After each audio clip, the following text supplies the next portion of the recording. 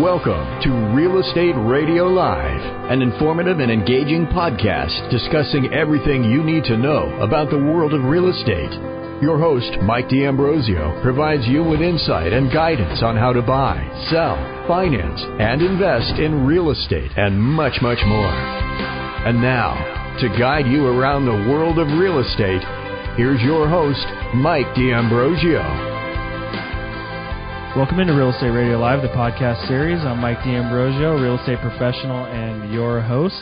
We hope you are enjoying our new podcast format. It's the same great information and education that you are accustomed to with the benefit of minimal commercial interruptions. You can download our podcast on iTunes, Stitcher, or you can simply go to reradiolive.com and make sure you get our app, RE Radio Live, in the iTunes store and follow the show, and also follow us within your podcast app and rate the show and give your feedback and reviews. We love to have those on there. And also, please feel free to share the podcast with your friends, family, coworkers, and all those good people. And for all things real estate, don't hesitate to reach out. MikeDsells.com is my website. That's MikeDsells.com.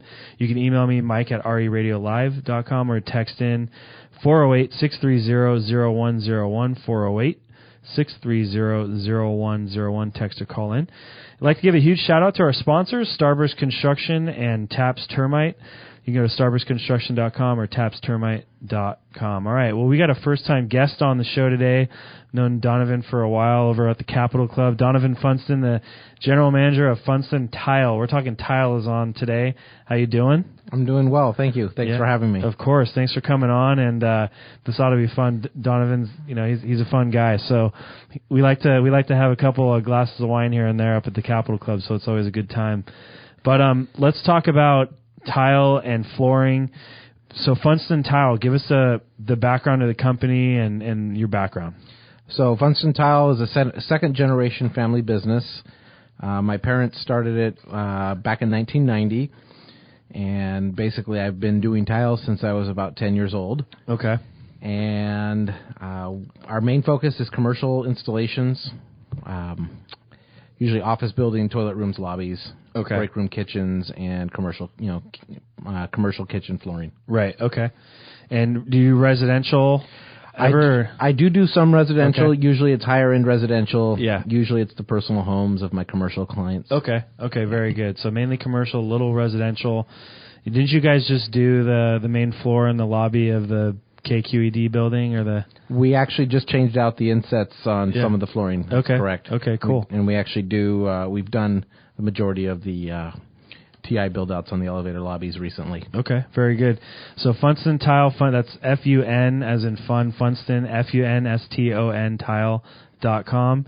You can get information on there. Yeah, if you're looking for a commercial installation, we're definitely interested in bidding it. Okay, good. All right, so let's talk about tile.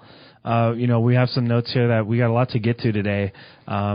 So you're talking tile as a luxury item, and really maybe here in where we're sitting in the Silicon Valley, we think tile, it's flooring, but your thought process is a little bit different, I guess. So walk us through what that means. Yeah. So one of the things about tile is it's easily replaced by less expensive materials when your budget gets lower, and in the Silicon Valley, tile seems to be a standard. Because nobody wants the cheaper materials, and they have the budget here to pay for it generally. But if you go into apartment buildings, you'll see sheet vinyl in bathrooms and kitchen floors. You'll see plastic laminate countertops. They'll just do painted backsplashes instead of tiled backsplashes. Right. So it's definitely a luxury item that I think the majority of the homeowners, or I should say at least newer homeowners, are accustomed to seeing in their homes. And if you don't have it, it's kind of it's going to be a harder sell. The new buyer is looking, that's going to have to be changed to tile probably. Are you thinking too, like we're sitting here in California and Silicon Valley, maybe likewise in New York or something like that, but you're thinking maybe across the country when you're looking at commercial space, things are a little bit different, maybe built with a little bit cheaper materials. Is that what you think? Commercial space, even residential space, and I think commercial, you'll find that it's less impactful because tile is one of the most luxurious things that they can put in that can easily be budgeted out. And they'll put carpet in lobbies. They'll put sheet vinyl in bathrooms. fiber panels on bathroom walls, and it saves them a lot of money. It looks terrible, but it's still functional. Yeah. And employers aren't necessarily spending money on bathrooms so their employees can spend time in them. There you go. I highly doubt that. But as far as residential, yeah. I just recently, my brother and I just sold a house in Stockton, and when we purchased it, it had sheet vinyl in all the bathrooms. It had cultured marble walls on the bathroom walls and countertops, and it was just, it was an entry-level home. It was but those are finishes that were standard for the time. Uh-huh. Now, even in the Central Valley, people don't want to buy homes that have sheet vinyl in them. So tiles become a standard. Right.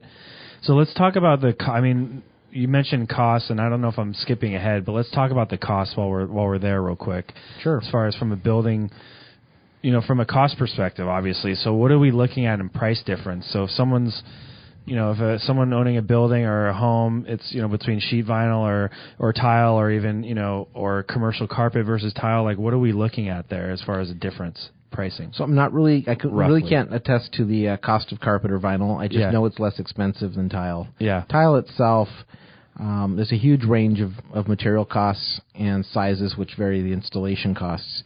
But it could be anywhere from $12 to $15 a square foot installed to hundreds of dollars a square foot. Yeah. I've recently installed tile that cost almost $1,000 a square foot after it was installed. Oh, man. Okay. What was that? What the heck was that? It was a nice accent wall on a shower in a residential house here in Los Gatos. So someone had some money to burn. Well, they really liked it. So there you go. All right. It's an interesting question. You say money to burn, but if it's something you're going to live with for a long time, it may be an investment to you or a piece of art that you like it and you want to live with, and you don't want something to be just plain, so you add that extra extravagance. On that note, let's talk about the life of it, because obviously you're paying for quality when it comes to tile. So what is and again, I know this is probably a hard question to answer an exact number, but lifespan of tile, is there science to that or what? Well, I would definitely say the installations today probably have a lower lifespan than they did back in the 50s or so. Mm-hmm. I know that you probably run against homes that still have bathroom tiles from the 50s. Absolutely. And they're still in great shape. They're just very dated. Yeah. And so for me, I think tile should last at least 20 to 30 years on an installation, if not more. And that's just a thin set installation. If you go with a full mortar bed like in a shower, you should be able to last, decades, multiple decades, like tile from the 50s. Right.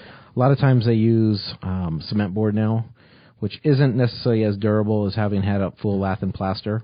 Okay. But really, the ageability of tile is how long somebody's willing to look at it. Yeah. And generally speaking, most people put tile in that's trendy to the times that they're doing it, and therefore it will eventually become a dated look. Right. It may come back around in a few decades, but it will become a dated look. Yeah, I love. Some of the houses I go into that are dated. The tile still looks like great, like brand new, but it's pink or it's olive green. You know what I mean?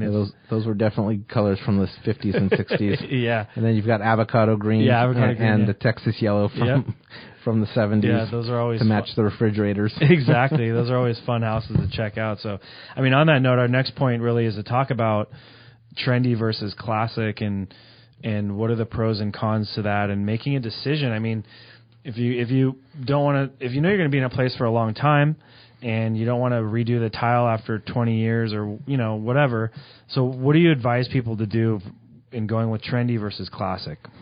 So the first thing I would advise is buy what you like. Mm-hmm. If you're willing to live with it or you love the look of something and want to live with it for the duration of your time in the house, or you can afford to replace it when you get tired of it, buy what you like.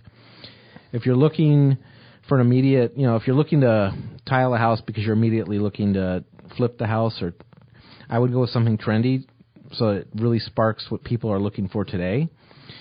The other thing is that if you choose what you like and you want to sell your house 20 years down the road, you're going to sell your house, you may have to look at redoing the tile to be trendy for that time. Or the third option is to go classic and go neutral, where it will just kind of stand the life. Yeah. I think the most important thing is to buy something that you can live with and that you love. Otherwise, it's you're not spending your money wisely. Yeah, and if you're not living with it, you're saying buy trendy because that's going to attract. It's going to attract what the buyers want. Yeah, I think the realtor is going to have a much better time selling the home when you've got things that are very current to the date. I was house looking recently, and you walk into a place, and you go, "Wow, this looks very 90s." Yeah. Or, this golden oak is very dated. Or these black marble tiles are very, very dated from the early 90s. Right. No one does that anymore. Right. Yeah, that's like the Wall Street type of. That's what I call the black tile with black toilets, the Wall Street look. Like from that movie, it just totally reminds me of that. And then what would you say on with commercial? Because we do have a lot of business owners that listen to the podcast, and what would you say to that? Do business owners more look for durability and just modern look over anything, or do you think they have to take in the same account, trendy versus classic? So most of the work I'm doing these days is designed by architects, and generally it's they're given a budget, so if they can make it work, they make it work. Mm-hmm. 20 years ago, I would say 99% of all the tile we installed was a 1 inch by 1 inch or 2 inch by 2 inch mosaic on the floors, and 4 1/4 by 4 1/4 tile on the walls. Now we've moved to sizes around 12 by 24 being sometimes the smallest size I'll use, and a lot of that has to do with the technology of tile. Mm-hmm. The ability to make larger tiles has increased to the point now where I've installed tiles that are 36 inch by 36 inch and 24 by 48. And they're even making slab-sized porcelain tiles that are 5 foot by 10 foot. Oh man! And they're only half a centimeter thick. Wow, it's amazing. Yeah, that is amazing. All right, well, we got a lot more to get to on tile, flooring, all that good stuff. Donovan Funston, with the general manager with Funston Tile, is on the show today. We're happy to have him in. Again, I'm Mike D'Ambrosio. Stick around. We'll be right back on the other side of the break. For more information on today's program, visit RERadiolive.com. That's RERadiolive.com.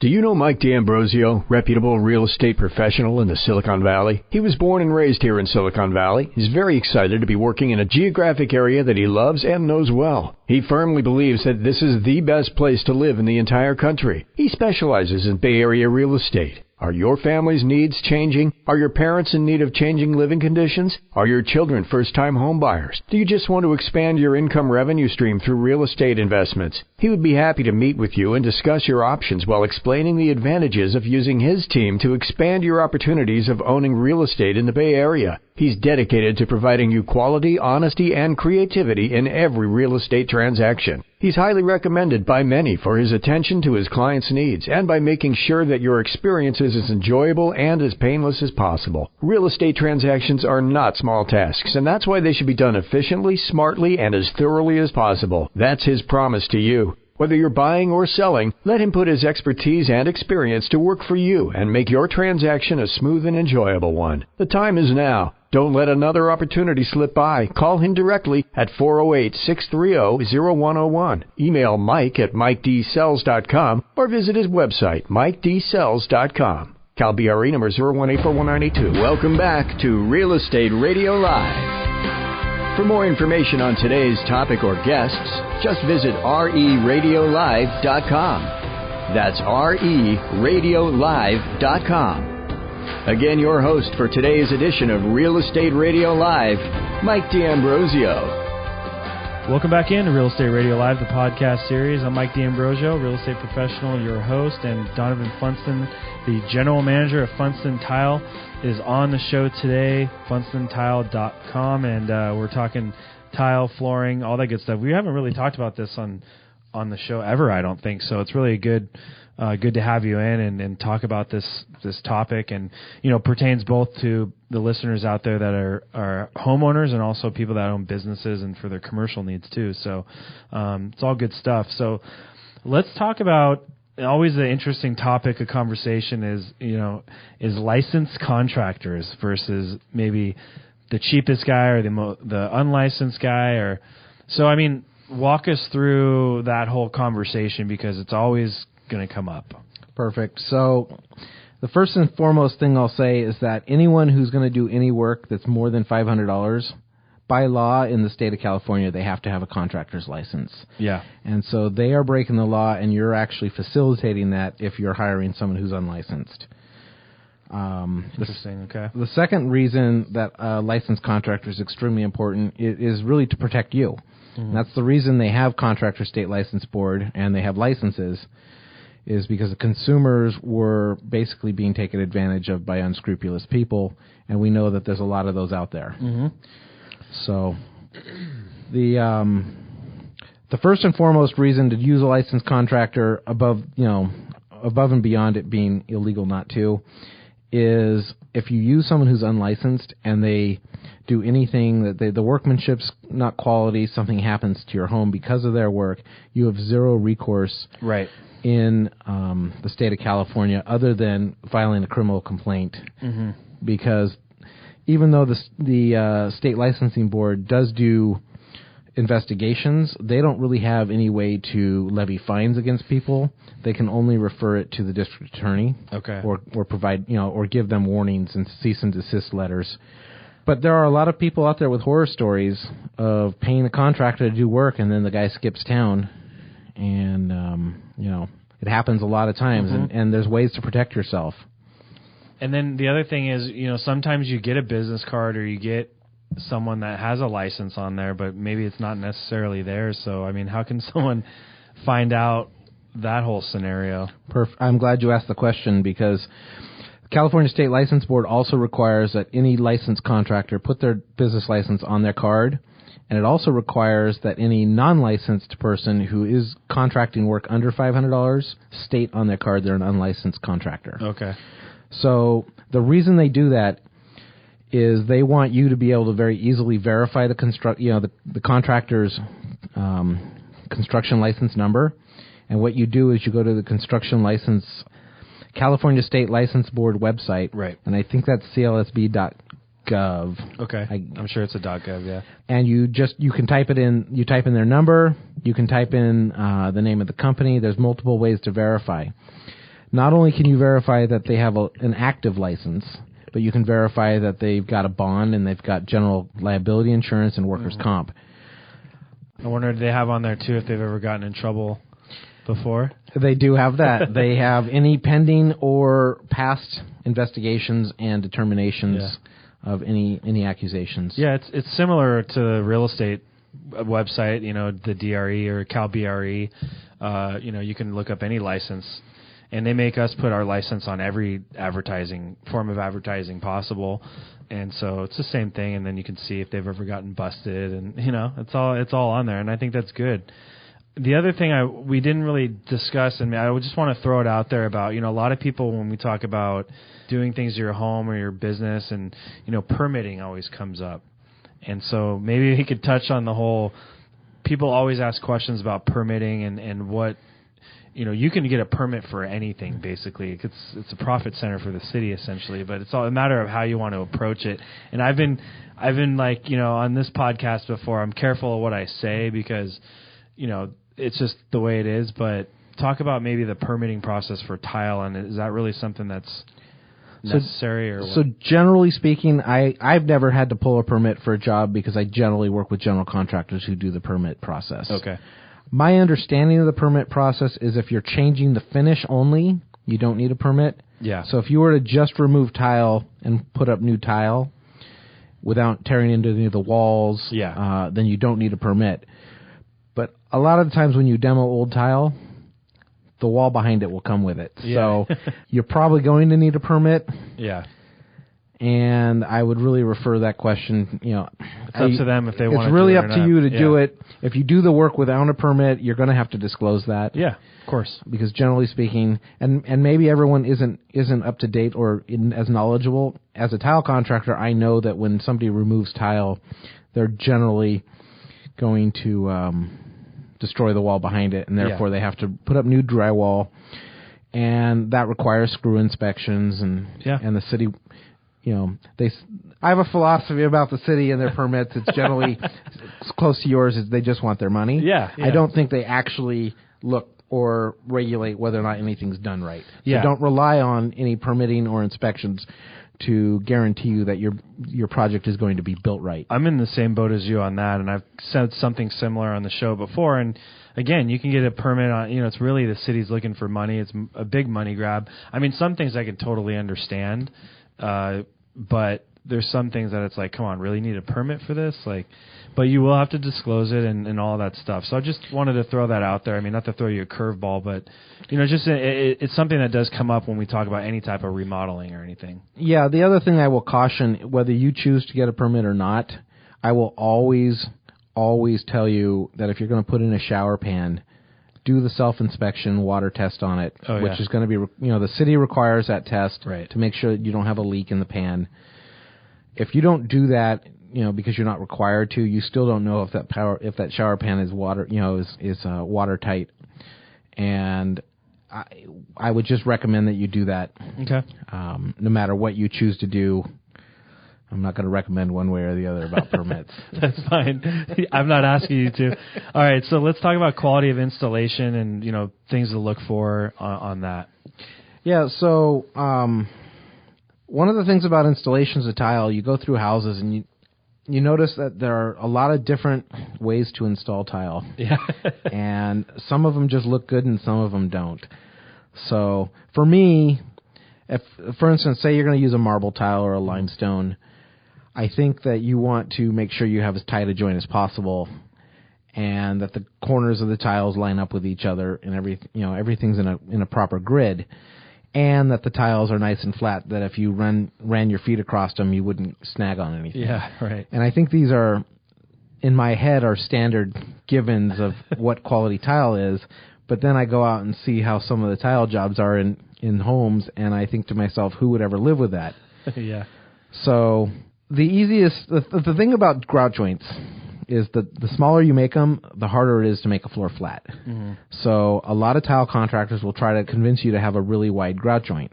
Mm-hmm. Now, I personally would never go more than 3/16 of an inch wide if I didn't have to. Yeah. There's a few tiles that require it, such as slate and saltillos and sometimes quarry tile, but the smaller the grout joint generally and the flatter you get the tile, the better the job's going to look. Okay.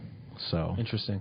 So as far as getting tile done, getting tile work done at your business or your home, I mean, what should the consumer expect from that process? Because, you're ripping up the floor basically. So what are we looking at as far as that's concerned? Yeah, so in homes, tile generally is located in your either front entries, your kitchen, or your bathrooms. And demoing those major... it causes a major disruption in your life. Yeah. So when those are the areas you use most of the time. Correct. If you're like that employee you mentioned earlier in the bathroom all the time, then you know. And the thing is that generally speaking, a remodel of a tile job, it may be a one-day job, and you're probably going to be in a more extensive job is what I'm thinking. Because if you're redoing the tile, you're probably going to redo the plumbing while you're doing it to make sure everything's good. And you're probably going to do new cabinets, and in order to get everything done in a proper time, you're going to be your bathroom's going to be down more than more than a day or two.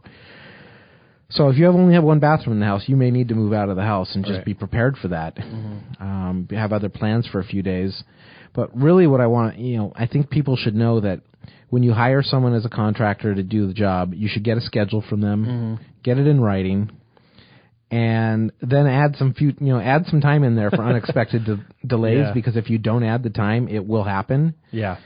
And whether or not the delays contractor caused or Mother Nature causes something, you should always add that in just to be safe and know that you've budgeted for that extra time. Right.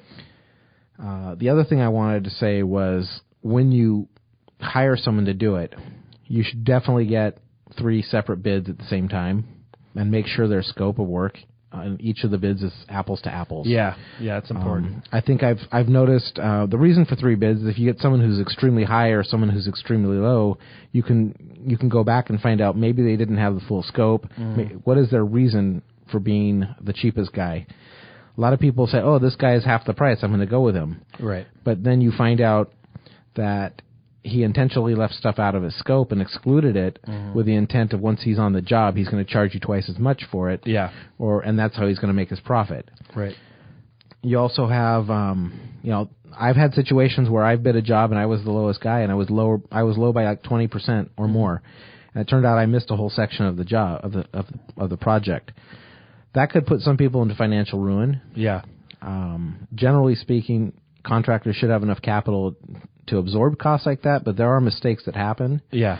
So if you have someone that's 20% low, you need to go through line by line and make sure they have everything. Because ultimately, if they collapse while they're doing your job, it's going to cost you more money in the end to find someone to finish it. And then the other thing you should know is that California law only allows contractors to charge a 10% deposit or $1,000, whichever is less. Okay. So you should not be paying someone half the material, you shouldn't be paying a contractor for half the job up front. And if they don't have the capital and you want to use them anyways, but they don't have the capital for material deposits, I would recommend paying the material deposits directly to your suppliers. Okay. Got it. To make sure that they're getting paid, and because they have the right to put a lien on your house if they don't get paid. Right. Yeah. And then finally, when you're paying the contractor, pay them after the job is done. Yeah. And if it's a really large job, I have a home that we just finished, and we've been on it for 6 months. Mm-hmm. And if it's a really large job, you should be getting progress invoices each month, and you're only paying the invoice and confirming that the amount that they're invoicing is correct to the amount that they've done. You should never pay ahead. Right. As a contractor, it's our responsibility to make sure your job is done before we get paid. Yeah. Okay. Awesome. Well, those are all really good tips. So definitely keep those in the back of your mind if you're out there and thinking about getting tile done at your home or business. And again, Donovan, I really appreciate you coming on. Yeah, super informative. And again, that's Funston Tile. That's FUNSTON tile.com, or they can call you at what number? What's the number for? My office phone number is 408-383-9660. Good stuff. Right, Donovan. Thanks again, man. Appreciate it. And for all things real estate, you can reach out. You can go to my website, MikeDsells.com, or you can go to RERadiolive.com. Thanks for tuning in, everyone. Have a great week. You've been listening to Real Estate Radio Live. For more information on today's program, visit RERadiolive.com. That's RERadiolive.com. Subscribe to our podcast. Discover more at RERadiolive.com.